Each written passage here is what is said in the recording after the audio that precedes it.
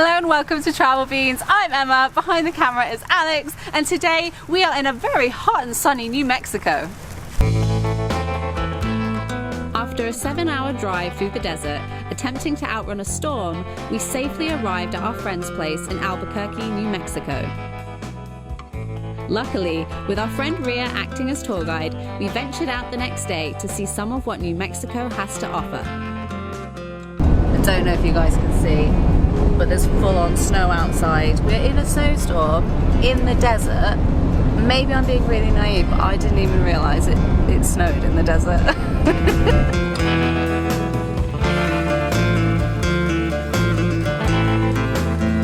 First stop on our tour is Santa Fe, and my friend Ria has taken us to a New Mexican restaurant to go and have some delicious food. We have no idea what to expect from New Mexican food, so I can't wait to get inside.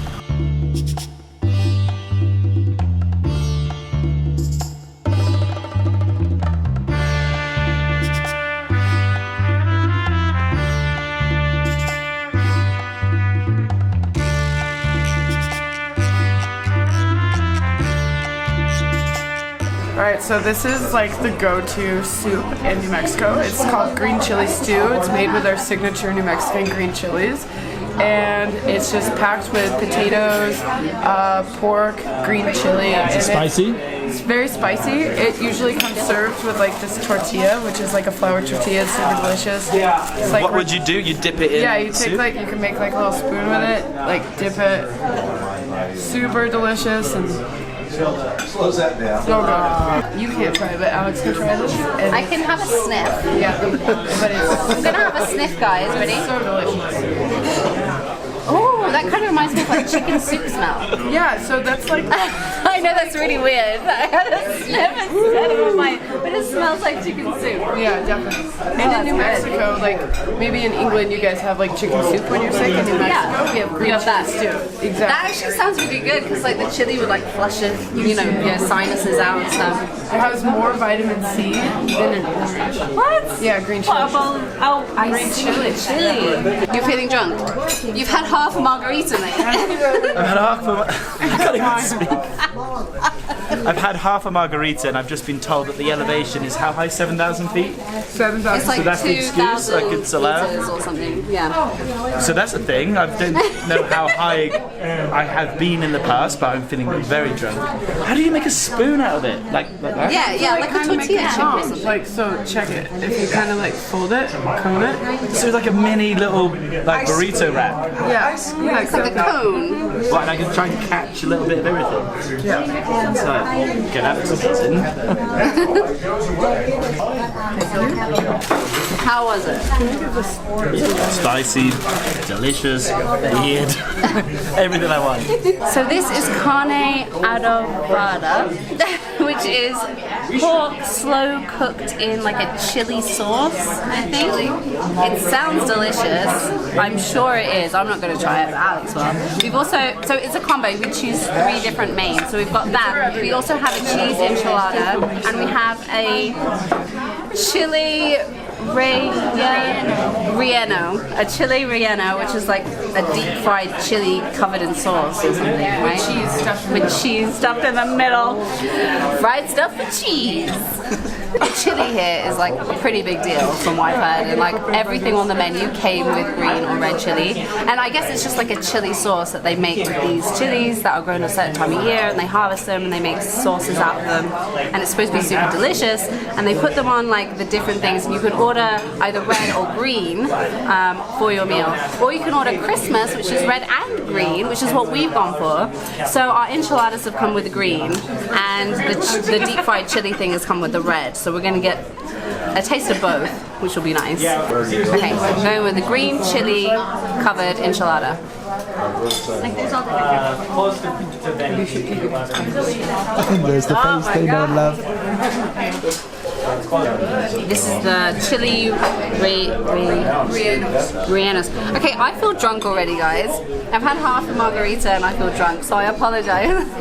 Going forward. The elevation. This is an episode of Tipsy Beans, just to warn you. Welcome to New Mexico. Yeah.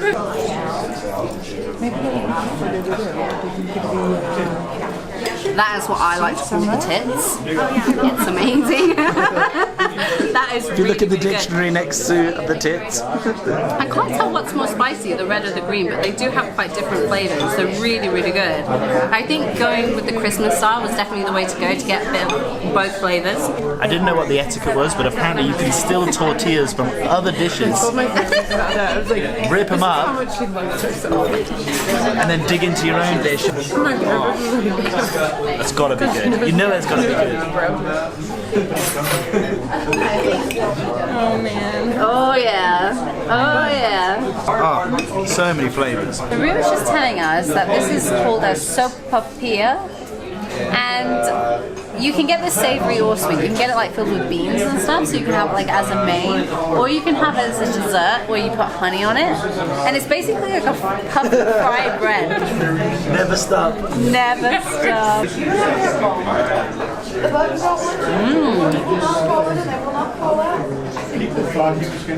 That was pretty good, actually.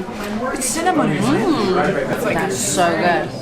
Following lunch, we hit the road again and headed north towards the town of Chimayo, home to one of the most important Catholic pilgrimage sites in the world. The small town of Chimayo is home to just 3,000 people. However, as many as 40,000 people make the pilgrimage to visit this place each year. The chapel of Santo Nino de Atocha is named after the manifestation of Jesus as a child, who is said to wander the valley at night looking for people in need of help or healing. The chapel was built in his honor in 1856 in the traditional northern New Mexican style. Inside, you can find colorful paintings and carvings decorating the building, as well as hundreds of pairs of shoes that have been left there as offerings for Santo Nino.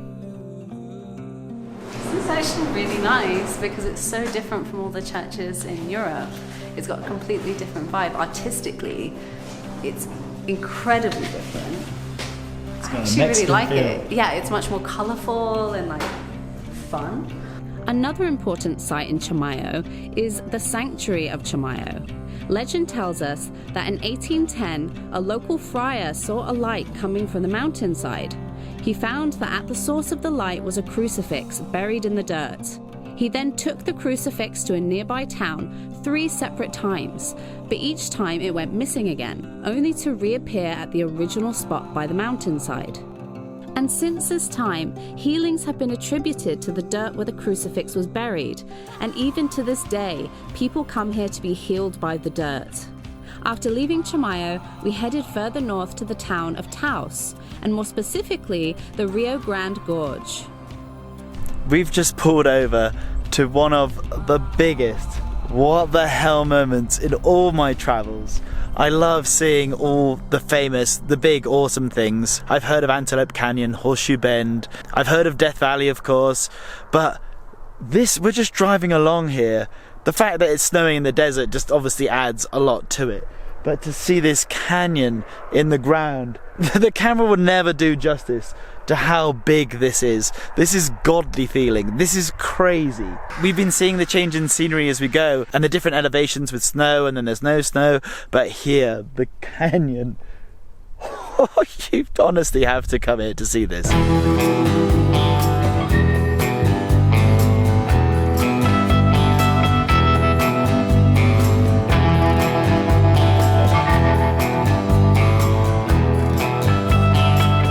What are you doing?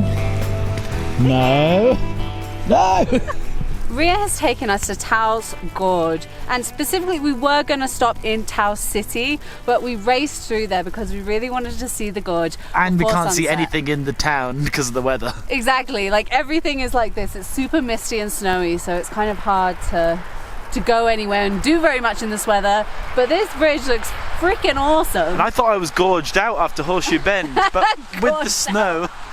One more gorge left, come on. I think we have to go this way.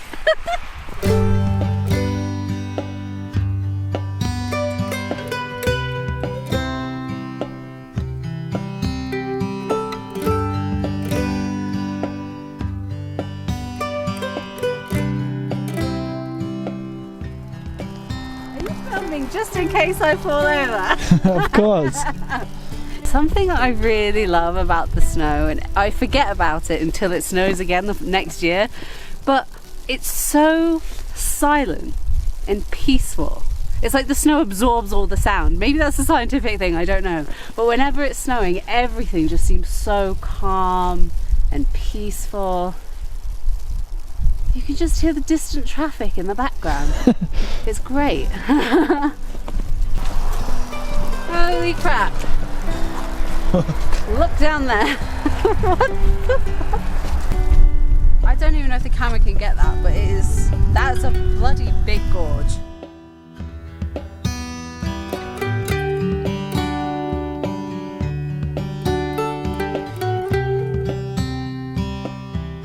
So we've got to the point now where I can't feel my hands, my feet, my legs, my face. I'm basically a walking ice cube, so I think we're going to call it a day now. The sun, I'm pretty sure, has gone down, but it's hard to tell because of all the clouds. But anyway, I guess we'll see you guys tomorrow. I can't explain how much my fingers are hurting just holding this camera right now. We really, please. We have to put you guys away. Say goodbye to them, please. Bye. Next time on Travel Beans. I have been assured by the internet that there are 4 vortexes. What's a vortex, Alex? Well, I always thought a vortex was like a portal, but apparently here the vortex is certain rocks that have like energy like swirling around, and you can really feel the energy when you go there. I'm a very logical person, but I'm also a very open-minded person, so I'm trying not to go in closed-minded. Over the next few days, hopefully we will go and experience a few of these vortexes, and we will report back about how great we feel.